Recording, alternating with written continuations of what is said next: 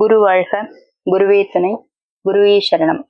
அனைவருக்கும் வணக்கம். நான் சேலத்திலிருந்து அஷ்டோ மீனம் ராதா. இந்த பதிவுல கண்டாந்த நட்சத்திரம் அதற்குரிய பரிகார கோயிலை பத்தியும் பார்க்க போறோங்க.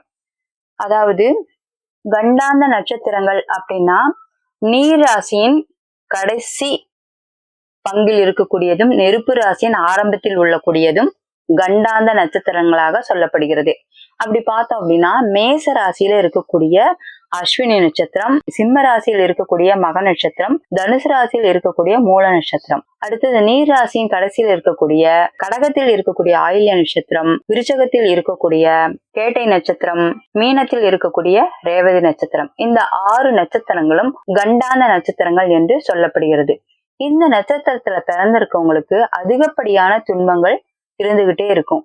அதனால அவங்களுக்கு எளிய பரிகாரமாக சில கோயிலுக்கு செல்லும் பொழுது அவர்களுக்கு அந்த பிரச்சனைகள் தீர ஆரம்பிக்கும். அதாவது அஸ்வினி 1ஆம் பாதத்தில் பிறந்தவர்கள், அதாவது அஸ்வினி நட்சத்திரத்துல பிறந்தாலே அப்படின்னு எடுக்க வேண்டாங்க. அஸ்வினி 1ஆம் பாதத்துல பிறந்தவங்க பெண்ணாடத்தில் இருக்கக்கூடிய பிரளய காலேஸ்வரர் கோயிலுக்கு நீங்க போயிட்டு வந்துட்டு இருந்தீங்கன்னா கண்டிப்பாக உங்களுடைய பிரச்சனைகள் எல்லாமே குறைய ஆரம்பிக்கும்.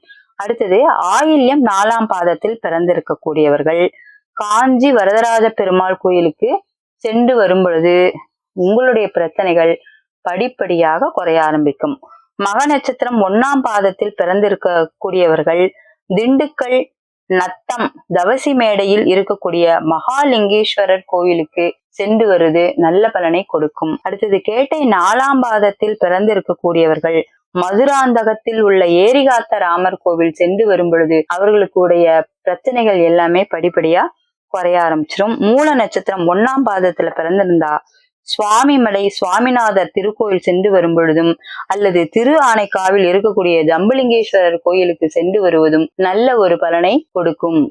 ரேவதி 4ஆம் பாதத்தில் பிறந்து இருப்பவர்கள் தேவிப்பட்டணத்தில் உள்ள கடல் அடைத்த பெருமாள் கோயிலுக்கு சென்று வரும் பொழுது அவங்களுக்குரிய பிரச்சனைகள் படிப்படியாக குறைய ஆரம்பிக்கும்.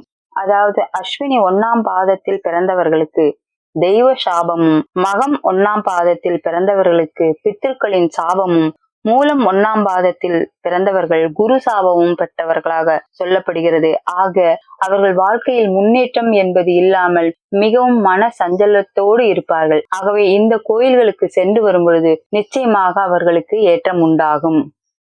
அதே போல ஆயில்யம் 4ஆம் பாதத்தில் பிறந்தவர்கள் விதவியின் சாபம் கொண்ட நட்சத்திரமாகவும், கேட்டை 4ஆம் பாதத்தில் கர்ப்பிணி பெண் சாபம் கொண்டவர்களாகவும், ரேவதி 4இல் கன்னி சாபம் கொண்டவர்களாகவும் சொல்லப்படுவதால் இந்த கோயில்களுக்கு சென்று வரும் பொழுது அவர்களுக்கு வாழ்க்கையில் முன்னேற்றம் கிடைக்கும் என்பதில் எந்த விதமான ஐயமும் இல்லை.